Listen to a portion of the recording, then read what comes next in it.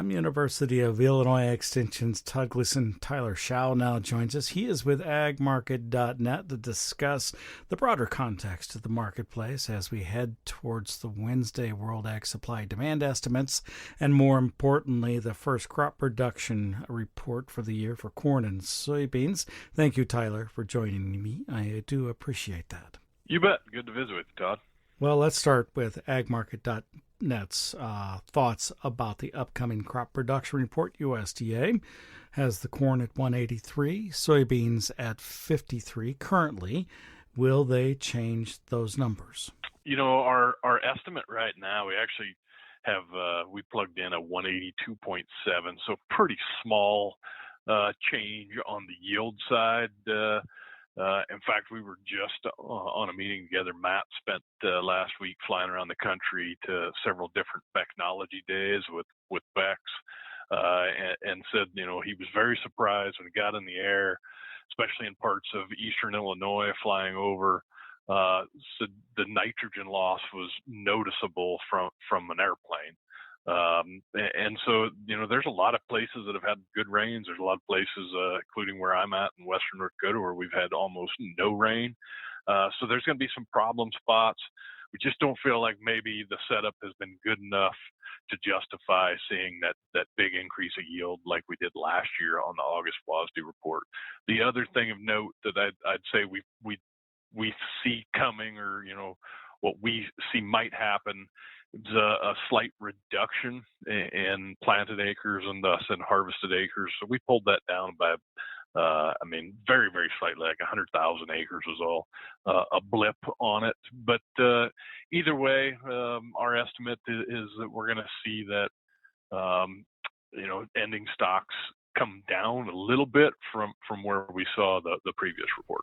Matt Bennett with agmarket.net, and he was last week flying around with the technology days for Becks. Yeah. Becknology. At the same time, I was talking to John Jones from the University of Illinois, soil fertility specialist, who pointed out, as it happens, that there were a lot of nitrogen loss events across Illinois, particularly as it related to the June rainfall events.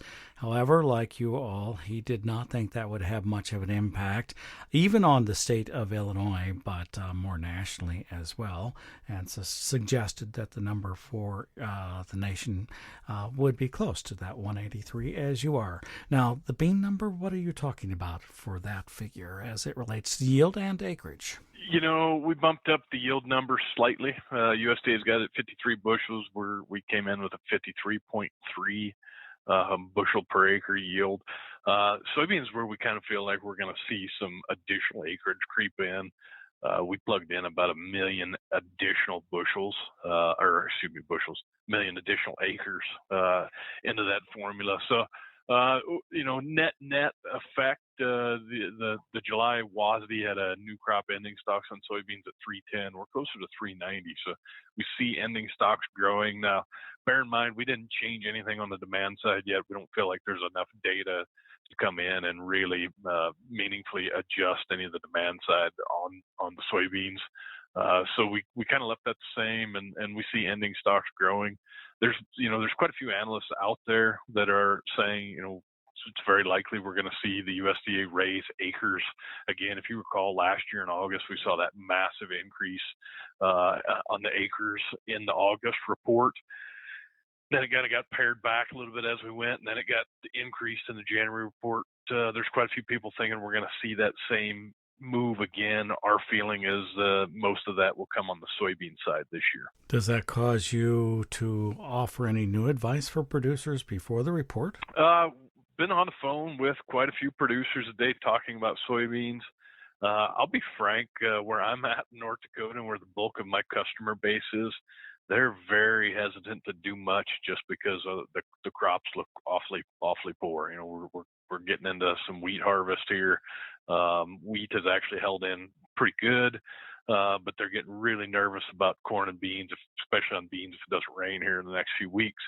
But you know, the producers that are looking at doing something, we do like some put coverage, increasing some sales here. 1170 on the November contract has been pretty stiff resistance when we're below it, and it's been pretty good support when we're above it, and we're hovering right around that area. So this is a good spot if you're on the fence on what to do.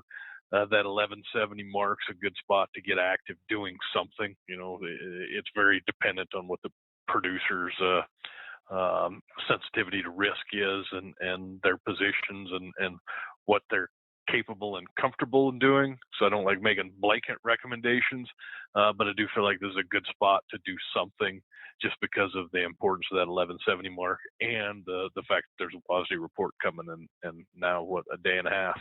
Yeah, thank you much, Tyler. I appreciate it. Mm-hmm. That's Tyler Schua. He is with agmarket.net. I'm University of Illinois Extension's Todd Gleason.